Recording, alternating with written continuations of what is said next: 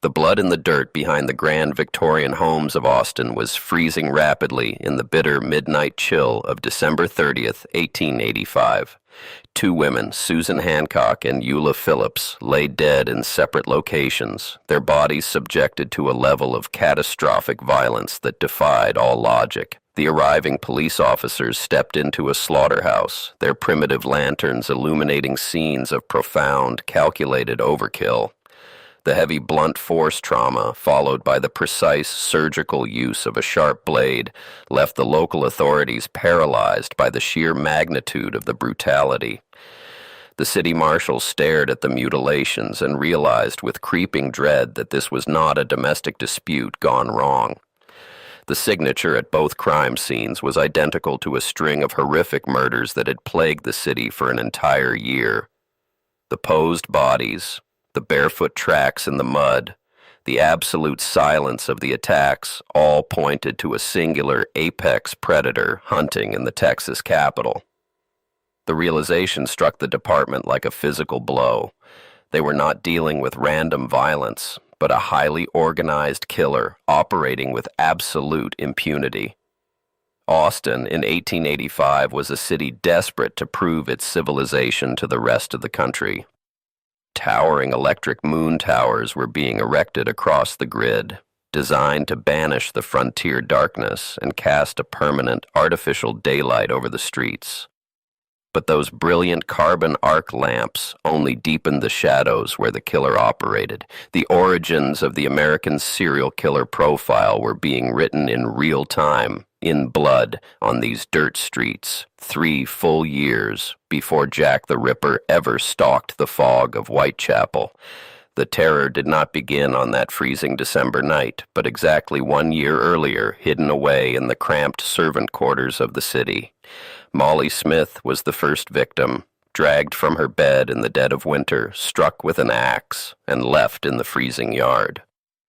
The pattern of nocturnal home invasion and extreme overkill was firmly established on night 1, but the authorities flatly refused to recognize the terrifying new reality staring back at them.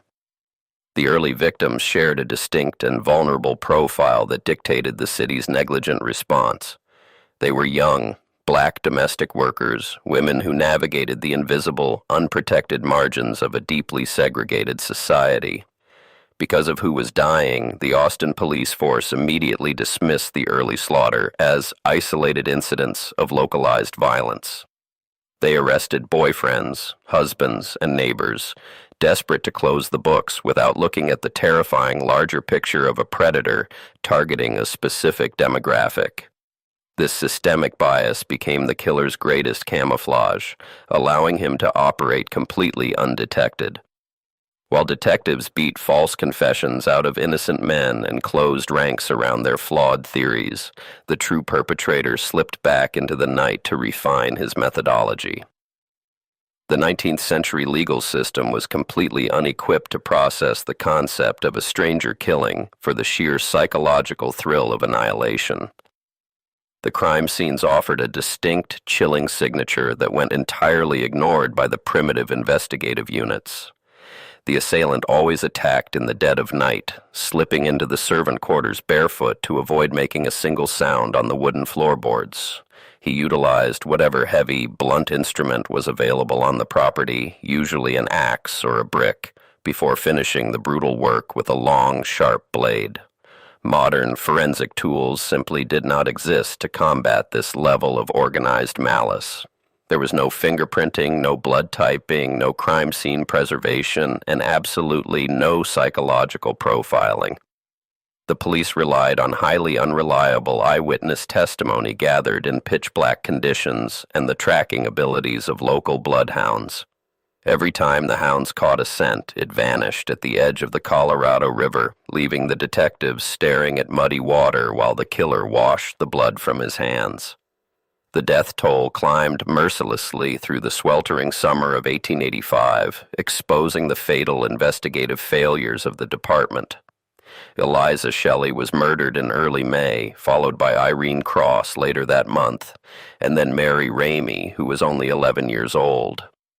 The brutality escalated with each strike, the mutilations becoming more elaborate, deliberate, and terrifying.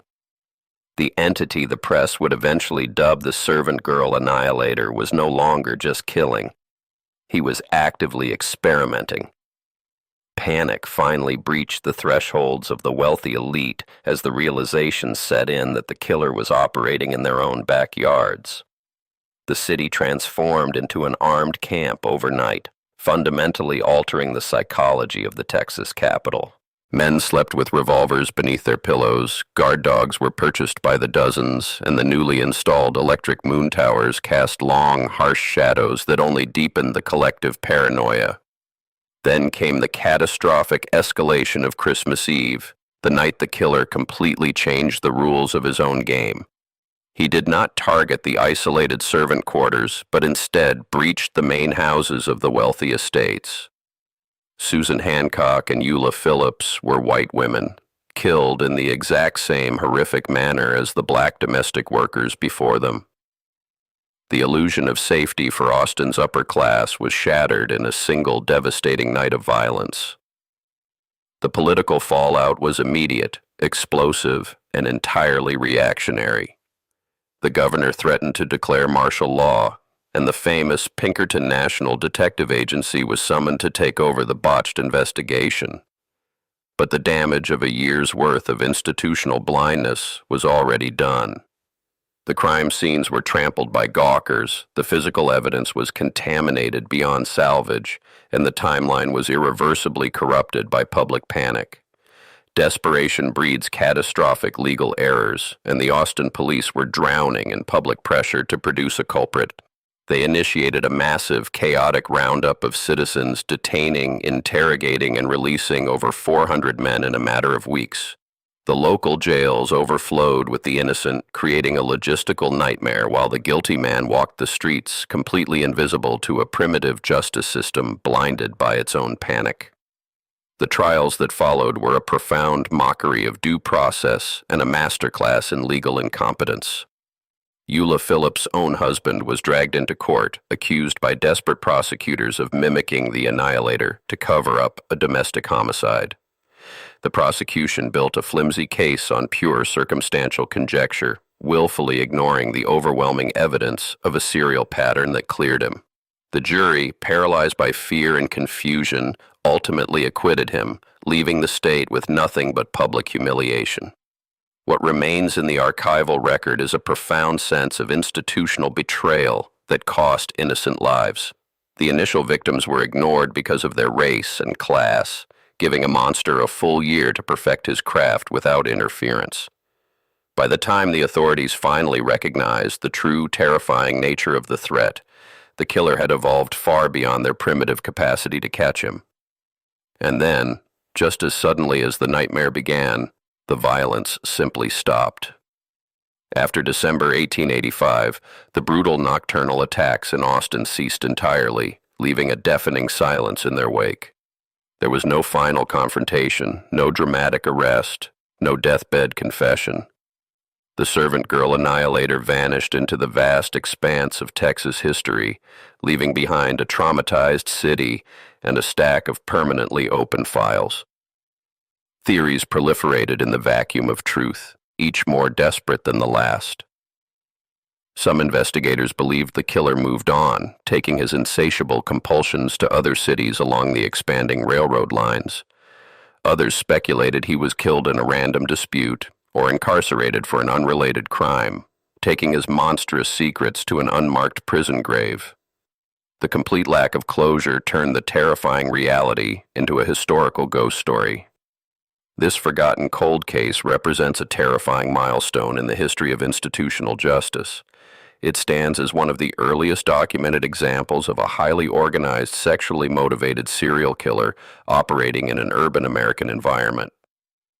The sheer audacity of the crimes forced law enforcement to confront a terrifying new reality: a predator who killed without financial motive, without personal grievance, and without remorse.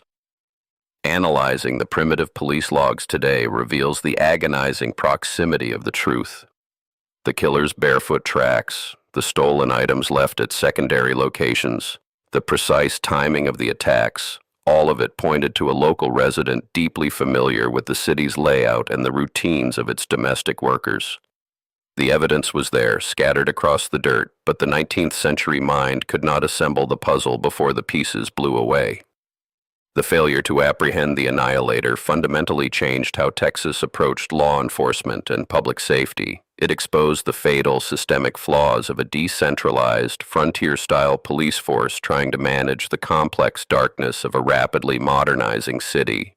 The disaster prompted the eventual modernization of detective bureaus and forensic methodology, though that progress was paid for entirely in the blood of innocent women. The shadow of the Annihilator stretched far beyond the borders of Austin, reaching across the Atlantic.